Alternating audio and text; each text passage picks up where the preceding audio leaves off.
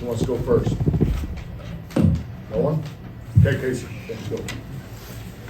Zach, can you just talk about end of the game, those late free throws, possessions late, you're 41 minutes in game time. Just how are you feeling? How were you guys able to pull it off? I'm pretty well conditioned, so the 41 minutes wasn't a big thing. It was just free throws were off today. I really tried to lock in at the end. I knew those were big. Everything in overtime was big. I managed to make them both.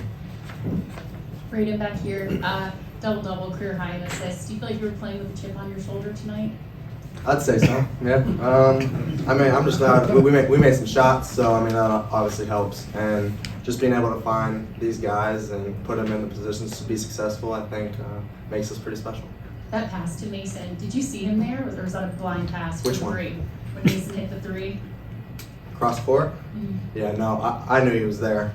Just the way the play's set up, and we run it so much, I just knew by instinct that he'd be there. Braden, kind of a weird tie here. I think 16 assists is the second most in a single game. The all-time record is Bruce Parkinson, who kind of has a link to your family with his son and your dad. Can you kind of talk about the relationship between you two, and if there's ever been any communication about kind of being point guards at Purdue? For sure. Right as I committed here, or actually before I committed here, that's who I reached out to. I just said, is this the right thing to do? Is this just ask him questions, and he was super supportive, and he's been on my side this entire time. He's giving me tips, and just kind of having him in my back pocket whenever I need him is obviously a plus. Zach, you played 2 overtime games now with Northwestern. They're obviously having a decent season, a good season. What is making them so tough when it comes to playing you guys? They're just a tough shot-making team. I felt like there was a lot of possessions where we had pretty good defensive possessions, got a good contest, we got the shot we wanted, and they just were making them. And when that happens, you got to tip your cap, say, like, good shot, and move on.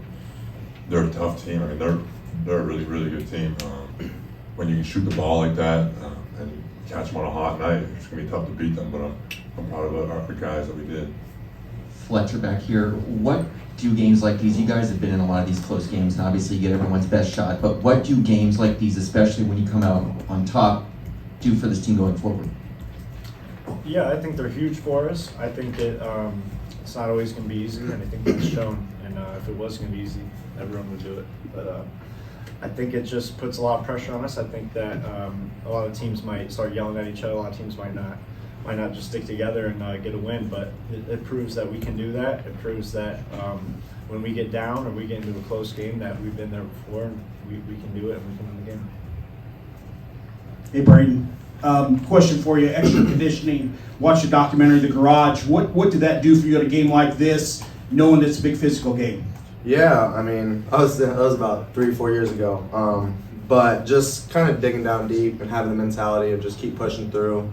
5 minutes, that last 5 minutes was the longest 5 minutes I've ever been a part of. But I'm just proud of our guys, and we stuck with it and pulled out the win.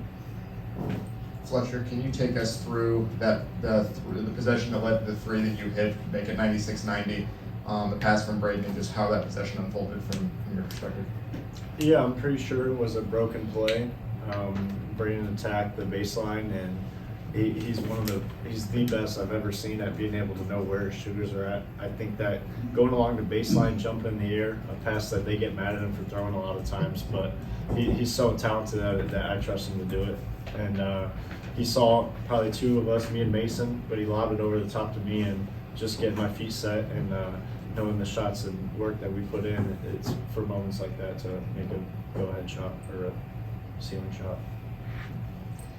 Go ahead. Zach, you went 6 for 6, or the team went 6 for 6 from the field in overtime. Did you see any different looks on defense, or what kind of led to that? Yeah, we did a really good job wearing their team out with foul trouble in regulation, and then they had to have those tough matchups. It's not what they wanted to do, obviously, but they had to do it. It's kind of how we play. We get teams in foul trouble, we attack the rim hard, we get rebounds, and we do all those things. We get teams in foul trouble, so overtime, they're forced to go to some matchups they maybe don't want to, and we were able to exploit that. Braden, you talked about back here. You talked about playing with a chip on your shoulder. What was your reaction to the snub on the Kuzi list, and How did that inform what you did tonight? Yeah, I mean, that's over. I mean, I'd rather win.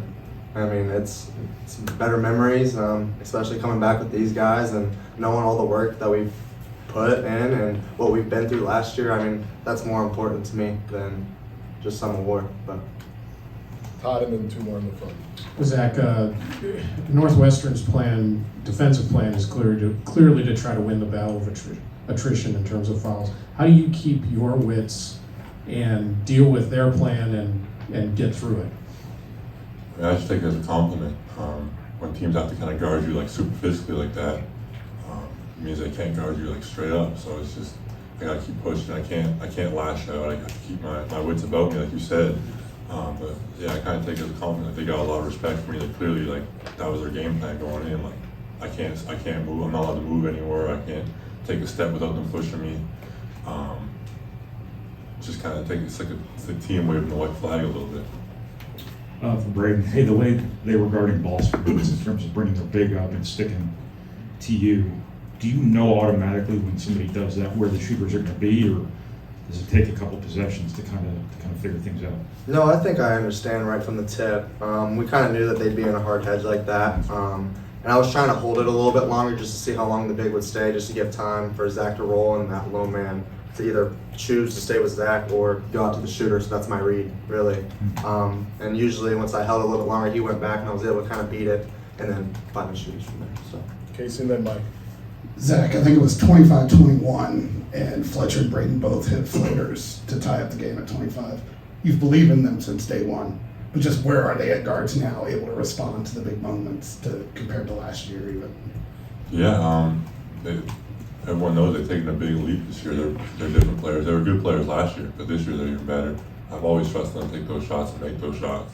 I think this year they're kind of believing in themselves a little more, which is great.